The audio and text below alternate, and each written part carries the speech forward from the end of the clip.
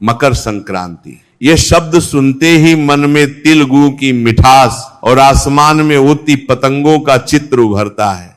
लेकिन ठहरिए, क्या वास्तव में मकर संक्रांति केवल एक त्योहार है? नहीं, ये एक ब्रह्मांडीय घटना है। ये वह दिन है जब सूर्यदेव अपनी दिशा बदलते हैं। दक्षिणायन के अंधकार से निकलकर वे उत्तरायण के प्रकाश की ओर बढ़ते हैं। शास्त्रों में कहा गया है कि सूर्य का यह परिवर्तन केवल धुओं को नहीं बदलता, बल्कि यह मनुष्य के भाग्य की लकीरों को भी बदलने की क्षमता रखता है। इसे साल का सबसे गहरा, सबसे प्रभावशाली और सबसे निर्णायक दिन माना गया है। लेकिन आज मैं आपको जो बताने जा रहा हूं वह सूर्य की रोशनी से भी ज्यादा महत्वपूर्ण है। वह है आपके पूर्वज, आपके पितृ। क्या आपने कभी सोचा है कि मकर संक्रांति के दिन ही गंगा स्नान और दान का इतना महत्व क्यों है? महाभारत के भीष्म पितामह ने बाणों की शैया पर लेटे रहकर अपने प्राण त्यागने के लिए इसी दिन की प्रतीक्षा क्यों की थी? क्योंकि यह दिन देवताओं का दिन है। मान्यताओं के अनुसार मकर संक्रांति के दिन धरती और पितृलोक के बीच की दूरी सबसे कम हो जाती है। यह वह दुर्लभ समय होता है जब हमारे पूर्वज, हमारे बिछे हुए प्रियजन सूक्ष्म रूप में अपनी संतानों के घर के दरवाजे पर आते हैं। वे उम्मीद लेकर आते हैं थोड़ी सी तृप्ति की, थोड़े से सम्मान की। अफसोस की बात यह है कि आज के आधुनिक युग में हम इस गूढ़ रहस्य को भूल चुके हैं। लोग इस दिन को केवल पिकनिक मनाने, डीजे बजाने और पकवान खाने तक सीमित कर देते हैं। उधर दरवाजे पर खड़े हमारे पूर्वज जो साल भर हमारी राह देखते हैं, जब देखते हैं कि उनके वंशज अपनी मस्ती में चूर हैं और उन्हें याद करने वाला कोई नहीं है, तो वे गहरी दीर्घ निश्वास, ठंडी आह छोकर वापस लौट जाते हैं। शास्त्रों में इसी निश्वास को पितृदोष कहा गया है। ये कोई शाप नहीं है, ये उनका दुख है। और जिस घर के पूर्वज दुखी होकर दरवाजे से लौट जाए, उस घर में चाहे कुबेर का खजाना भी क्यों न हो, वहां कभी शांति नहीं रह सकती। आज मैं आपको एक ऐसा गुप्त और सरल उपाय बताने जा रहा हूं जो न केवल आपके सोए हुए भाग्य को जगाएगा, बल्कि आपके पूर्वजों को इतनी तृप्ति देगा कि वे आपको 7 जन्मों तक सुखी रहने का आशीर्वाद देंगे। ये उपाय सुनने में बहुत छोटा लगेगा, इतना छोटा कि कई बुद्धिमान लोग इसे नजरअंदाज कर देंगे। लेकिन याद रखिए, ताले की चाबी हमेशा ताले से बहुत छोटी होती है, पर वह बय से बय दरवाजे को खोल देती है। शास्त्रों में कहा गया है कि कभी कभी सबसे छोटे उपाय ही सबसे बय परिणाम देते हैं। मकर संक्रांति के दिन यदि कोई व्यक्ति चुपचाप बिना किसी को बताए पूरी श्रद्धा और सही नियमों के साथ गौ माता को एक विशेष वस्तु खिला देता है, तो उसके जीवन में धन, अन्न, सुख और शांति की कभी कमी नहीं रहती। लेकिन सबसे बड़ी बात यह है कि ये उपाय सीधे आपके पितरों की आत्मा को ठंडक पहुंचाता है। शायद आप सोच रहे होंगे कि मेरे जीवन में तो सब ठीक है, मुझे क्या जरूरत है। लेकिन जरा गहराई से देखिए, क्या आपके घर में बिना वजह कलह होती है? क्या पैसा आता तो है लेकिन पानी की तरह बह जाता है? क्या घर में कोई ना कोई बीमार पया रहता है और दवाइयां काम नहीं करती? क्या आपके बच्चों का मन पयाई में नहीं लगता, या विवाह में अकारण देरी हो रही है? क्या काम बनते बनते ऐन मौके पर बिगड़ जाते हैं? अगर इनमें से एक भी लक्षण आपके जीवन में है तो समझ लीजिए कि यह बाहरी दुनिया की समस्या नहीं है। यह संकेत है कि आपकी जय प्यासी है। पेय की जय अगर सूखी हो तो आप पत्तों पर कितना भी पानी छींक लें, पेय हरा नहीं होगा। हमारे पूर्वज हमारी जय हैं और हम उनका फल। अगर जय तृप्त नहीं होंगी तो जीवन रूपी पेय पर कभी सुख के फल नहीं लगेंगे। ये उपाय इन्हीं जजों को सींचने का काम करता है। कहा गया है कि पूरे 752 वर्षों के बाद मकर संक्रांति पर एक ऐसा अद्भुत और दुर्लभ महासंयोग बन रहा है। ग्रहों की ऐसी स्थिति सदियों में एक बार बनती है। इस योग में किया गया छोटा सा कर्म भी 7 जन्मों तक फल देता है। सोचिए, सिर्फ एक दिन का सही किया गया उपाय और उसका प्रभाव आपकी आने वाली पीढ़ियों तक रहेगा। जिन घरों में वर्षों से पितृदोष का ग्रहण लगा है, जहां खुशियां आते आते रास्ता बदल लेती हैं, उन सभी समस्याओं की जद पर यह उपाय प्रहार करता है। लेकिन यहां एक बहुत बड़ी और गंभीर बात समझने की है। उपाय करना आसान है, पर उसके नियम और संकल्प का पालन करना उतना ही जरूरी है। अक्सर लोग गलती यही करते हैं कि वे रस्म तो निभा लेते हैं, उपाय तो कर लेते हैं, लेकिन उसके पीछे जो भाव और नियम होते हैं उसे नजरअंदाज कर देते हैं। फिर वे शिकायत करते हैं कि हमने तो उपाय किया पर असर नहीं हुआ। इसलिए मैं आपसे साफ और काये शब्दों में कहना चाहता हूं कि इस उपाय के नियम थोड़े कठोर हैं, लेकिन वही नियम इसकी शक्ति भी है। बिना नियम के किया गया उपाय उस बीज की तरह होता है जिसे मिट्टी तो मिली पर पानी नहीं मिला, वो कभी नहीं उगता। इसीलिए मकर संक्रांति के दिन गौ माता को क्या खिलाना है, कैसे खिलाना है, किस समय खिलाना है और मन में क्या संकल्प रखना है, ताकि वो सीधा पितरों तक पहुंचे, ये सब जानना आपके लिए बेहद जरूरी है। अब सवाल ये उठता है कि आखिर गौ माता और मकर संक्रांति का और फिर पितरों का आपस में क्या संबंध है। सनातन धर्म में गौ माता को केवल पशु नहीं माना गया, उन्हें विश्व माता और सर्वदेवमयी कहा गया है। लेकिन एक रहस्य जो बहुत कम लोग जानते हैं वह यह है कि गरुड़ पुराण और अन्य शास्त्रों के अनुसार गौ माता वैतरणी पार कराने वाली शक्ति भी है। गाय के शरीर में न केवल 33 कोटि देवी देवताओं का वास होता है, बल्कि गाय के मुख को मोक्ष का द्वार माना गया है। जब सूर्य उत्तरायण होते हैं तो स्वर्ग के दरवाजे खुलते हैं। उस समय यदि हम गौ माता को कोई वस्तु अपनी हथेली से खिलाते हैं और गौ माता की जीभ हमारी हथेली की रेखाओं को स्पर्श करती है, तो वह केवल भोजन नहीं होता, वह एक तार जुड़ना होता है। गौ माता की वह खुरदरी जीभ जब आपकी हथेली को चाटती है तो मानिए कि वह आपकी दुर्भाग्य की रेखाओं को मिटाकर आपके पूर्वजों का आशीर्वाद वहां लिख रही होती है। गाय को खिलाया गया एक ग्रास भी सीधे पितृलोक में बैठे आपके पूर्वजों को प्राप्त होता है और उन्हें तृप्त करता है। मैं आपसे हाथ जोड़कर एक छोटा सा निवेदन करना चाहता हूं, इस बात को हल्के में मत लीजिए। मकर संक्रांति साल में केवल एक बार आती है, ये कोई रोज मिलने वाला अवसर नहीं है। अगर आपने इस दिन को यूं ही गंवा दिया तो पूरे साल वही समस्याएं, वही परेशानियां और वही संघर्ष दोबारा आपका इंतजार करेंगे। वही पितृ दोष का साया पूरे साल आपके परिवार को घेरे रहेगा। लेकिन अगर आपने इस दिन सही भाव, सही नियम और सही संकल्प के साथ ये उपाय कर लिया तो आने वाला समय आपको खुद बताएगा कि आपने कितना बड़ा निर्णय लिया था। आगे मैं आपको विस्तार से बताऊंगा कि वह गुप्त वस्तु क्या है जो गौ माता को खिलाई जाती है। वह कोई साधारण चारा नहीं है, वह एक विशेष मिश्रण है जिसे तैयार करने की विधि बहुत गुप्त है। उसके नियम क्या हैं, किन सावधानियों का पालन करना जरूरी है और यह उपाय किन किन रास्तों से आपके जीवन में धन, सुख और शांति लेकर आता है। इसलिए इस बात को अंत तक ध्यान से सुनना और समझना बहुत जरूरी है, क्योंकि यह जानकारी केवल जानने के लिए नहीं बल्कि जीवन बदलने के लिए है। देखिए, प्राचीन काल में हमारे बुजुर्ग मकर संक्रांति को बहुत गंभीरता से लेते थे। वे जानते थे कि इस दिन प्रकृति अपना बही खाता बदलती है। जिस तरह हम नए साल पर नई डायरी शुरू करते हैं, वैसे ही सूर्यदेव इस दिन से ऊर्जा का नया चक्र शुरू करते हैं। इसीलिए हमारे बुजुर्ग कहते थे कि इस दिन जो बीज बोया जाता है वही पूरे साल फल देता है।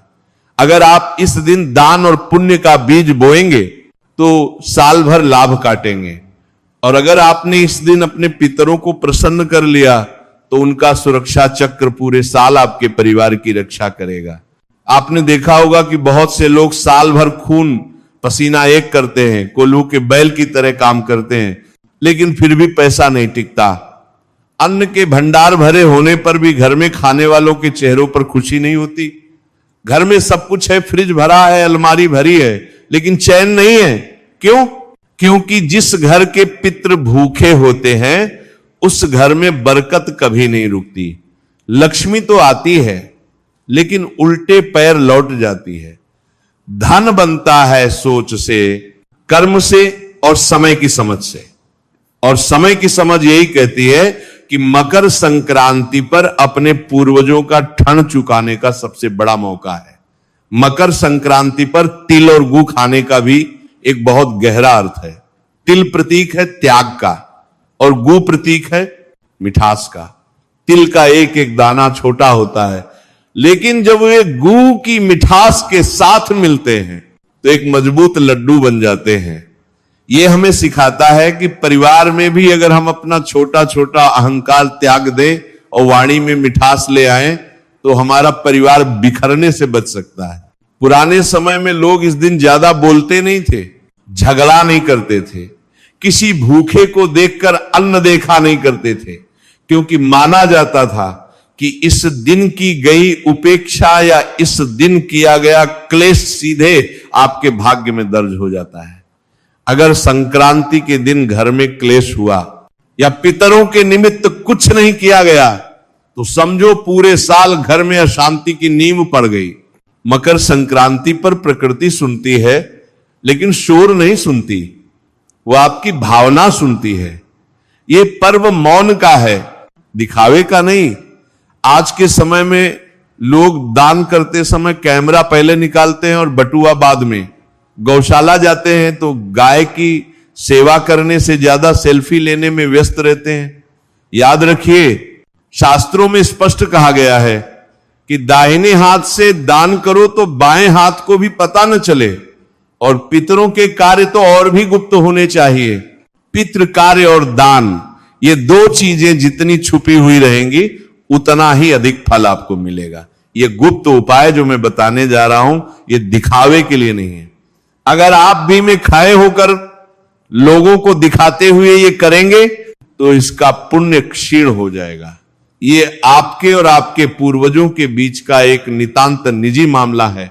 जैसा कि मैंने पहले कहा, हम उस दिशा में बढ़ रहे हैं जहां असली रहस्य छुपा है, लेकिन उपाय की विधि जानने से पहले यह समझना बहुत जरूरी है कि यह उपाय गाय पर ही क्यों निर्भर करता है, कुत्ते, पक्षी या किसी अन्य जीव पर क्यों नहीं। गौ माता के भीतर आपके जीवन के ना जाने कितने रहस्य छुपे हुए हैं। हमारे शास्त्रों में कहा गया है, गावो विश्वस्य मातरा, यानी गाय विश्व की माता है। लेकिन जब बात पितरों की आती है तो गाय का महत्व और बन जाता है।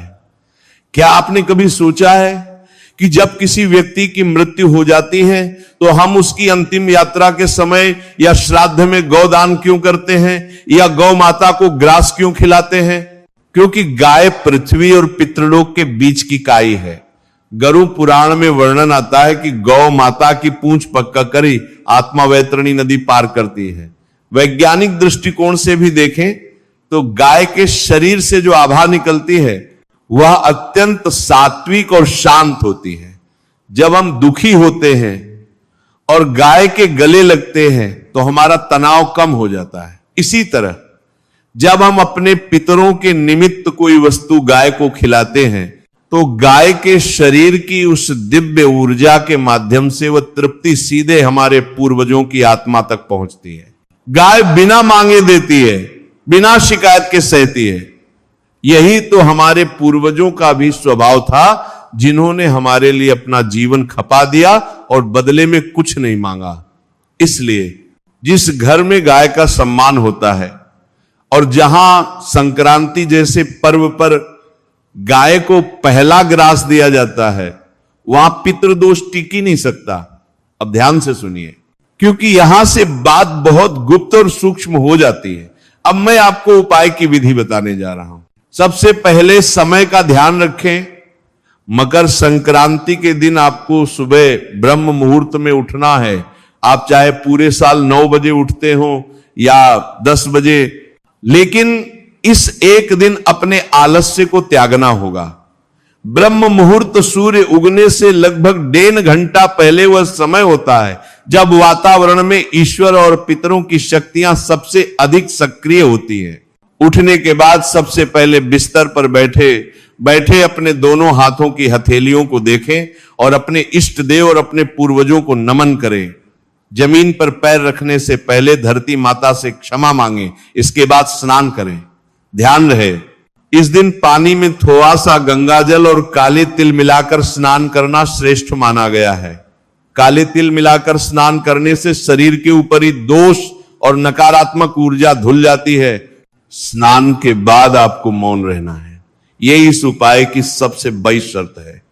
स्नान करने के बाद से लेकर गाय को उपाय की सामग्री खिलाने तक आपको किसी से व्यर्थ बात नहीं करनी है। मोबाइल नहीं देखना है, टीवी नहीं चलाना है। अपने मन को शांत रखें और यह भाव रखें कि आज मैं अपने जीवन के और अपने पूर्वजों के कष्टों को दूर करने जा रहा हूं। मैं कुछ मांगने नहीं बल्कि कुछ सुधारने जा रहा हूं। अब आते हैं उस मुख्य सामग्री पर जिसे गौ माता को खिलाना है। यह देखने में बहुत साधारण है, लेकिन इसका एक एक दाना एक एक ग्रह और पितरों से जुड़ा है। इस सामग्री को तैयार करने के लिए आपको निम्नलिखित वस्तुओं की आवश्यकता होगी। इसे ध्यान से नोट कर लें। सफेद तिल, यह सूर्य और चंद्रमा का प्रतीक है जो मन और आत्मा को शांति देता है। काले तिल, यह सबसे महत्वपूर्ण है। काले तिल सीधा शनिदेव और पितरों का प्रतीक है। पितरों को तृप्त करने के लिए काले तिल से बिककर कुछ नहीं है। गुड़ का चूर्ण, गुड़ सूर्य का प्रतीक है। ये जीवन में मिठास और ऊर्जा लाता है। आपको गुड़ का साबुत टुक्का नहीं लेना है, बल्कि उसे पीसकर उसका चूर्ण बना लेना है। कच्चे चावल अक्षत, चावल अक्षत का अर्थ है जो कभी क्षय नष्ट ना हो। यह आपकी समृद्धि और वंश वृद्धि का प्रतीक है। देसी घी, गाय का शुद्ध देसी घी जो शुक्र ग्रह को मजबूत करता है और पितरों को स्निग्धता प्यार पहुंचाता है। गुप्त सामग्री नमक, यहां एक बहुत बड़ा रहस्य है। आमतौर पर गाय को नमक नहीं खिलाया जाता, लेकिन मकर संक्रांति के इस विशेष तांत्रिक सात्विक उपाय में आपको एक चुटकी सेंधा नमक और एक चुटकी काला नमक मिलाना है। काला नमक और सेंधा नमक नजर दोष, टोने टोटके और घर की नकारात्मक ऊर्जा को काटने का काम करते हैं। ये उस भोजन का स्वाद बढ़ाने के लिए नहीं, बल्कि आपके जीवन की कौवाहट को काटने के लिए है। एक साफ बर्तन में गू का चूर्ण ले, उसमें थोड़े से कच्चे चावल, थोड़े सफेद तिल और थोड़े काले तिल मिला लें। अब इसमें 1 चम्मच शुद्ध देसी घी डालें। अंत में 1 चुटकी सेंधा नमक और 1 चुटकी काला नमक डालें। इन सबको अपनी उंगलियों से अच्छे से मिला लें। मिश्रण तैयार करते समय मन ही मन अपने पूर्वजों का स्मरण करें। उनका नाम नहीं लेना है, बस उनका चेहरा याद करना है और मन में माफी मांगनी है। हे पूर्वज देव, जाने अनजाने मुझसे या मेरे परिवार से जो भी भूल हुई हो उसे क्षमा करें और इस भोग को स्वीकार करें।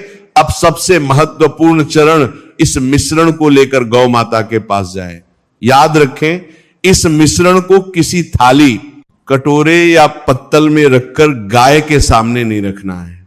अगर आपने इसे जमीन पर रख दिया या बर्तन में दे दिया तो यह एक साधारण दान बन जाएगा। आपको इस उपाय का पूर्ण फल पाने के लिए इस मिश्रण को अपने सीधे हाथ की हथेली पर रखना है।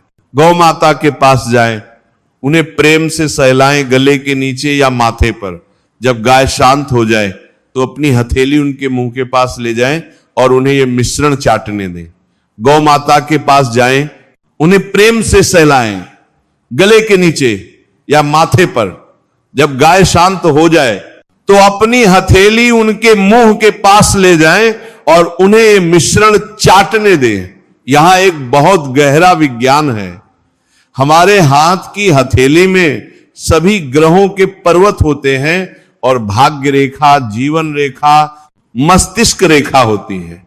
जब गौ माता अपनी खुरदरी जीभ से आपकी हथेली को चाटती हैं तो उनका स्पर्श एक एक्यूप्रेशर की तरह काम करता है। शास्त्रों के अनुसार गाय की जीभ में सोम तत्व होता है। जब वह जीभ आपकी भाग्य रेखा को स्पर्श करती है तो मानिए कि वह आपके दुर्भाग्य को चाटकर मिटा रही है और वहां सौभाग्य अंकित कर रही है। विशेषकर अगर गाय की जीभ आपकी हथेली के बीचों बीच राहु और केतु के क्षेत्र को स्पर्श कर ले तो समझ लीजिए कि पितृदोष का सबसे बड़ा निवारण उसी क्षण हो गया। अगर गाय एक बार में न खाए तो जबरदस्ती ना करें, थोड़ी देर रुके, उनसे प्रार्थना करें। अगर फिर भी न खाए तो किसी दूसरी गाय के पास जाएं। खिलाते समय मन में यह ना बोले कि मेरी लॉटरी लगा दो या मेरी बीमारी ठीक कर दो, बिल्कुल शून्य हो जाए। बस ये भाव रखें, हे मां जो मेरे लिए सही है वही करना, मैं आपकी शरण में हूं। समर्पण का भाव मांग से बला होता है। अगर गाय ये मिश्रण खाते समय रंभाने लगे, आवाज करे या खाने के बाद अपना सिर आपके शरीर से रगे, तो समझ लीजिए कि आपके पूर्वज आपसे बहुत प्रसन्न हैं और उन्होंने आपका भोग स्वीकार कर लिया है। यह एक शुभ संकेत है। जब गाय आपकी हथेली से पूरा मिश्रण खा ले तो खाली हाथ को अपने सिर से लगा लें जैसे आशीर्वाद ले रहे हो, और फिर बिना पीछे मुंहे वापस आ जाएं, हाथ धो लें। लेकिन उपाय यहां खत्म नहीं होता। इस उपाय की शक्ति को बनाए रखने के लिए आपको 3 संकल्प लेने होंगे जो पूरे साल निभाने हैं। ये संकल्प ही इस उपाय की दक्षिणा है। अन्न का अपमान नहीं। आज के बाद आप कभी भी थाली में खाना नहीं छोएंगे। जितना भूख हो उतना ही ले। अन्न का अपमान सीधा मां अन्नपूर्णा और पितरों का अपमान है। जिस घर में अन्न नाली में बहता है वहां लक्ष्मी कभी नहीं रुकती। मूक प्राणियों की सेवा महीने में कम से कम एक बार किसी भी जानवर, कुत्ता, गाय, पक्षी के लिए भोजन की व्यवस्था करेंगे। मकर संक्रांति पर शुरू किया गया यह नियम टूटना नहीं चाहिए। कलह से दूरी। कोशिश करें कि घर की रसोई में या भोजन करते समय कभी क्लेश या झगड़ा ना हो। भोजन हमेशा शांति से करें। यह कोई जादू टोना नहीं है, यह जीवन जीने का एक सात्विक तरीका है जिसे हम भूल गए थे। यह उपाय एक बीज है। जब आप इसे मकर संक्रांति की उपजाऊ घेजी में गौ माता के माध्यम से पितरों तक पहुंचाते हैं तो यह बीज विशाल वटवृक्ष बनकर आपको छाया देता है। अब जब आपने विधि जान ली है तो आपके मन में यह सवाल उठना स्वाभाविक है कि इस उपाय के बाद क्या होगा। क्या मैं रातों रात करोड़पति बन जाऊंगा? क्या अगले ही दिन मेरे घर के बाहर नोटों की बारिश होगी?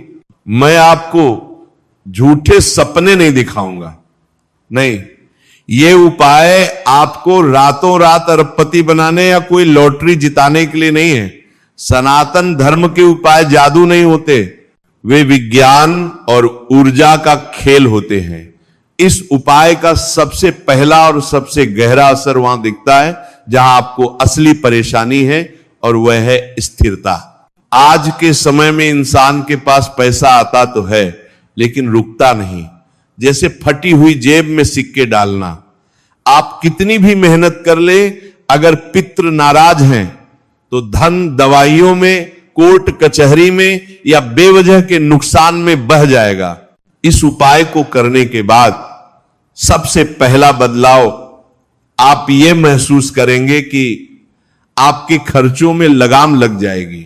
जो पैसा पहले पानी की तरह बह जाता था अब वो घर में टिकने लगेगा। अचानक आने वाली मुसीबतें जो आपकी जमा पूंजी को खा जाती थी वे धीरे धीरे कम होने लगेंगी। इसे ही बरकत कहते हैं। जब पितृ तृप्त होते हैं तो वे घर के दरवाजे पर पहरेदार बनकर खाए हो जाते हैं और अलक्ष्मी दरिद्रता को भीतर नहीं आने देते। धन से भी बड़ी दौलत है शांति। जिन घरों में पितृ दोष होता है वहां दीवारों से भी काटने को दौड़ती है। बिना बात के झगड़े, भाई भाई में मनमुटाव, पति पत्नी में तनाव, ये सब लक्षण है कि घर की हवा खराब है। मकर संक्रांति के दिन गौ माता के जरिए जब आप अपने पूर्वजों को वह गुप्त नमक और तिल मिश्रित भोग पहुंचाते हैं तो उसका सीधा असर आपके घर के वायुमंडल पर पड़ता है। आप महसूस करेंगे कि घर का भारीपन खत्म हो गया है। घर के सदस्यों में एक दूसरे को सुनने और समझने की क्षमता आ गई है। जो बच्चे पहले बात बात पर चिंते थे अब वे शांत रहने लगेंगे। ये उपाय रिश्तों में मिठास घोलता है। बिल्कुल उस गू की तरह जो आपने गाय को खिलाया। विवाहित जोगों के बीच सहनशीलता बरती है, और जिस घर में क्लेश नहीं होता वहां देवता भी निवास करने को तरसते हैं। कई बार देखने में आता है कि सब कुछ अच्छा होने के बाद भी बच्चों की शादी नहीं हो पाती। रिश्ता आता है, बात पक्की होने वाली होती है और अचानक टूट जाती है, या फिर संतान प्राप्ति में बाधा आती है।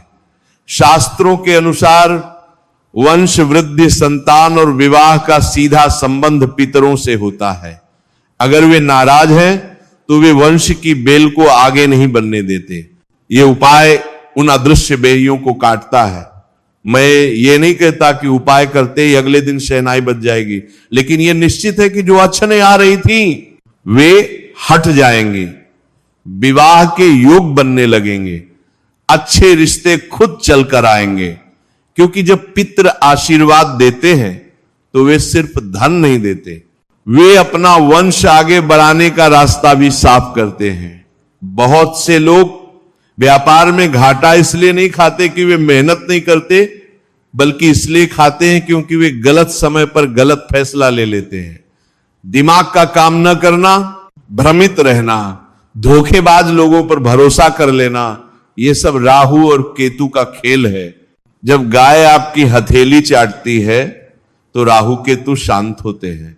इसका असर यह होता है कि आपकी निर्णय शक्ति मजबूत हो जाती है, आप सही और गलत का फर्क समझने लगते हैं, व्यापार में ग्राहक बनने लगते हैं, पुराने अटके हुए पैसे वापस आने की उम्मीद जागती है, और नौकरी में जो बॉस या सहकर्मी आपको परेशान कर रहे थे उनका व्यवहार आपके प्रति बदलने लगता है। आप महसूस करेंगे कि चीजें अब आपके खिलाफ नहीं बल्कि आपके साथ चल रही हैं। सबसे बड़ा बदलाव जो आप अपने भीतर महसूस करेंगे वो है डर का खत्म होना। पितृ दोष से पीड़ित व्यक्ति हमेशा एक अनजाने डर, चिंता और असुरक्षा में जीता है। उसे लगता है कि कुछ बुरा होने वाला है, लेकिन इस उपाय के बाद मन में एक अजीब सी शांति और सुरक्षा का भाव आता है। आपको अंदर से महसूस होगा कि कोई शक्ति आपके साथ है, कोई है जो आपकी रक्षा कर रहा है। यही आत्मविश्वास आपको जीवन में बड़ी सफलता दिलाता है। अंत में मैं आपसे बस इतना ही कहूंगा, मकर संक्रांति सिर्फ एक तारीख नहीं है, ये एक मौका है। साल में 365 दिन होते हैं, लेकिन ये एक दिन ऐसा है जब ब्रह्मांड का दरवाजा खुला होता है। पुराने समय के लोग मूर्ख नहीं थे जो इस दिन इतना दान पुण्य करते थे। वे जानते थे कि आज का बोया हुआ बीज उनकी आने वाली 7 पीढ़ियों की भूख मिटा सकता है। ये उपाय जो मैंने आपको बताया, सफेद और काले तिल, गुड़, चावल, घी और वह गुप्त नमक, ये कोई टोना टोटका नहीं है, ये प्रकृति के तत्वों का संतुलन है। तिल आपके पापों को धोता है, गुड़ भाग्य को मीठा करता है, नमक नजर और नकारात्मकता को काटता है, गाय की सेवा पितरों को तृप्त करती है। तो इस मकर संक्रांति पर एक संकल्प लें, सुबह जल्दी उठें, स्नान करें और पूरे मौन व श्रद्धा के साथ इस उपाय को करें। दुनिया को दिखाने के लिए नहीं, फोटो खींचने के लिए नहीं, बल्कि अपनी आत्मा की शांति और अपने पूर्वजों की मुक्ति के लिए। याद रखें, जो लोग अपने पितरों को याद रखते हैं, ईश्वर उन्हें कभी नहीं भूलता। जब आप गाय को वह ग्रास खिलाकर अपनी हथेली को माथे से लगाकर घर लौटेंगे तो विश्वास मानिए आप अकेले नहीं लौटेंगे, आपके साथ आपके पूर्वजों का वह आशीर्वाद भी लौटेगा जो अब तक रुका हुआ था। और जब पितृ खुश तो ईश्वर खुश, और जब दोनों खुश तो फिर जीवन में किसी चीज की कमी रह ही नहीं सकती।